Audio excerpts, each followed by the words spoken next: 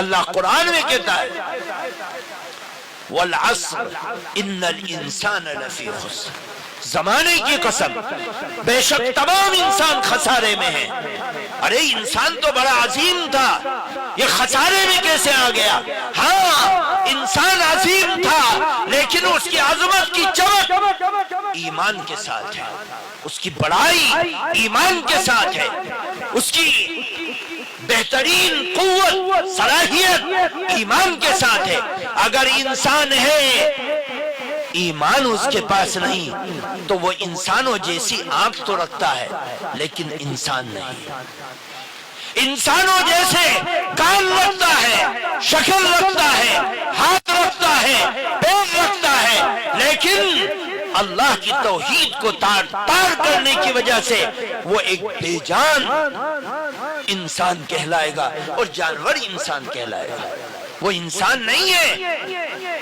اللہ تعالیٰ قرآن میں اسی کو کہتا ہے بے شک تمام انسان خسارے میں الا الذین آمنوا، مگر وہ لوگ جو ایمان لائے، اچھے عمل کیے، ایک جگہ نہیں دسیوں جگہ اللہ تعالیٰ کہتا ہے الا الذین تابوا واصلحوا وبینوا فاولئک اتوب علیہم، سب سے بہترین انسان وہ شخص جو ایمان لایا، توبہ کیا اور اعمال صالحہ کیے اور ان اعمال صالحہ کو ظاہر کر دیا، وہ انسان ہے جو اللہ تعالیٰ نے جس مقصد کے لیے اس کو بنایا۔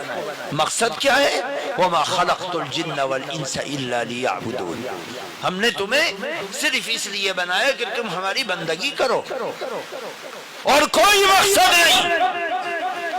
جوان ہے،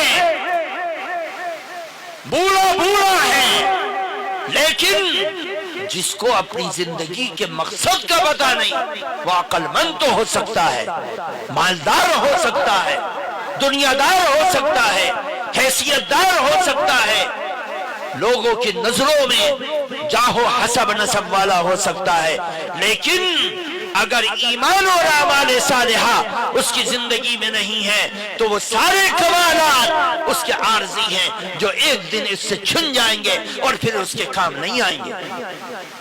میرے دوستو بزرگوں، اللہ تعالیٰ نے ہمیں انسان بنایا، اب اس انسانیت کو باقی رکھنے کے لیے ہمیں ایمان اور اعمال صالحہ سے جڑنا پڑے گا۔ ہماری زندگی کا مقصد صرف اور صرف یہ کہ ہم ایمان لائیں اللہ کے اوپر، فرشتوں کے اوپر، نبیوں کے اوپر، کتابوں کے اوپر، اچھی بری تقدیر کے اوپر، اللہ کی بدلے کا وہ دن جس کو قیامت کا دن کہا جاتا ہے، اس دن پر ایمان لائے۔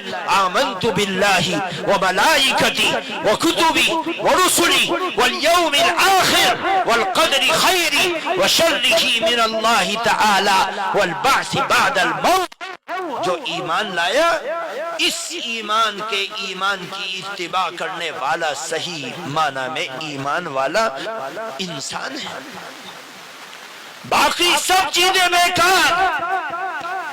اللہ کے نبی صلی اللہ علیہ وسلم کے زمانے میں جو شخص ایمان والوں کے ساتھ لڑنے کے بعد اس لڑائی کے اندر وہ قید ہو کے آ گیا، انسان ہے لیکن ایمان سے محروم ہے اور عمل سے محروم ہے، اس ایمان اور سچائی سے محروم ہونے کی وجہ سے غلامی کا توق اس کی گردن میں ڈال دیا گیا اور اس کو غلام بنایا گیا، اس کے اوپر غلامیت کا قانون لاگو ہو گیا۔ لیکن اگر وہ ایمان کا سچائی کا کلمہ پڑھنے والا بن گیا، وہ غلامی کی زندگی سے نکال دیا گیا، اب وہ زندگی سے نکل رہا ہے۔ حضرت بلال رضی اللہ تعالی عنہ غلام بنا کر رکھے گئے ہیں، ایمان کا کلمہ پڑھ لیا لیکن دشمن چھوڑ نہیں رہا۔ حضرت بلال رضی اللہ تعالی عنہ کو حضرت ابو بکر نے خرید لیا اور خرید کر سب سے پہلا کام یہ کیا کہ اے بلال، ایمان کی حالت میں تو गुलामी की जंजीरों में जकड़े रहो, नहीं, तुम ईमान ले आए, अब तुम ईमान लाने के बाद आजाद हो जैसे हम आजाद हैं। मेरे दोस्तों बुजुर्गों, अल्लाह ताला ने इंसान बनाया है। इंसानियत की जिंदगी का मकसद सिर्फ ईमान है और आमाल सालिहा है। ईमान और आमाल सालिहा हमारी जिंदगी का जरूरी अंग है। हम अगर ईमान का कलमा न पढ़ें या ईमान में कमजोरी लाएं या आमाल सालिहा में सुस्ती और काहिली करें, ये याद रखो हमारे बहुत से मुसलमान नौजवान ऐसे हैं जो तकरीरें सुनते हैं और तकरीरें सुनकर शब बारात के मुसलमान बन जाते हैं। शब बारात में मस्जिदों में आ जाते हैं, जुमे के दिन मस्जिद में आ जाते हैं। रमजान का महीना आने वाला है, 10-12 दिन के बाद बस सारी मस्जिदें आबाद हो जाएंगी। नौजवान भी मस्जिदों में, बच्चे भी मस्जिदों में, बूढ़े भी मस्जिदों में, हर शख्स अमीर गरीब मस्जिदों में आ जाता है। बस हम पूरे साल में सिर्फ 1 महीने के मुसलमान। ये हमारी कमजोरी है, ये हमारी गलती है।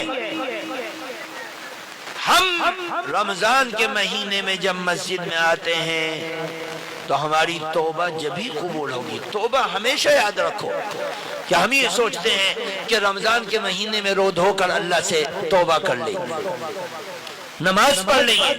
याद रखो, अगर तौबा कर रहा है इंसान और उसकी तौबा के दिल के अंदर ये इरादा है कि मैं अभी तौबा करता हूँ, रमजान के बाद फिर अपने ढर्रे से लग जाऊंगा, तो उसकी तौबा हरगिज भी अल्लाह कबूल नहीं करेगा, चाहे काबा के पर्दे से लटक जाए। ये तौबा नहीं है।